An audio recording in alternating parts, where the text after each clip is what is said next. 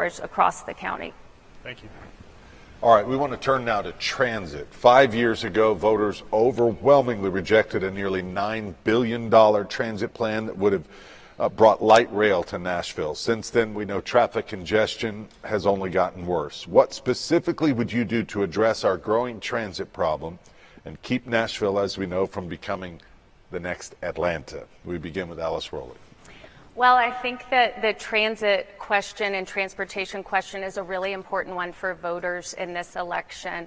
As I'm sure that the councilman will relay, he has spent about 7 years on the MTA board, and I think 3 of them as its chairman, architecting a plan that was put to voters to spend $9 billion on trains and tunnels kind of to nowhere. And most of the response then was, if there's not enough money, we'll just come back and ask for more. I think this kind of thinking the citizens rejected soundly. They understand that now coming back in a regional approach, seeing pragmatic and practical pieces like expanded city bus centers across the county that have been opened, expanding bus routes, and then thinking about how we come back in a way that I think uniquely in this race I can do, a way of accountability and advocating for the taxpayer.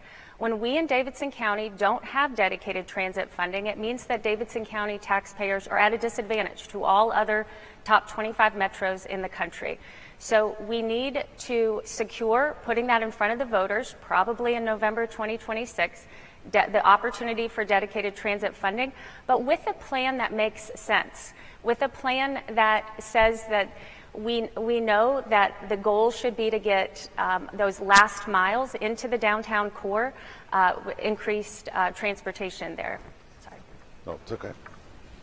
Mr. O'Connell. As a former Nashville MTA board member, we had a great plan that's still in effect. It's called In Motion. It's not the plan we put in front of voters. That one, I actually had to repeatedly ask to even get access to see it back before 2018.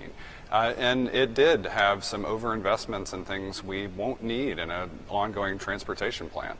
The good news is we have an existing comprehensive transportation plan in our hands right now that offers a pathway to traffic management centers, improved use of technology so that we actually keep traffic flowing and safer than it typically does right now. It includes state of good repair initiatives like infrastructure for roads and bridges and tunnels, some of our funding of which has gone way down in the past few years. And yes, it includes transit and related infrastructure.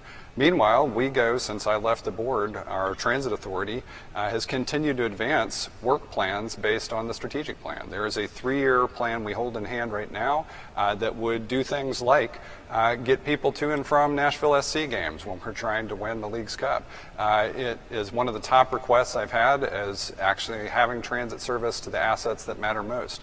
We've got the capacity to build community transit centers in the parts of the city where we know people are eager to ride or already riding, as transit ridership on core routes has gone up above pre-pandemic levels in multiple cases. If we do this and talk about a strategic plan for the future, we'll be in good shape. Thank you.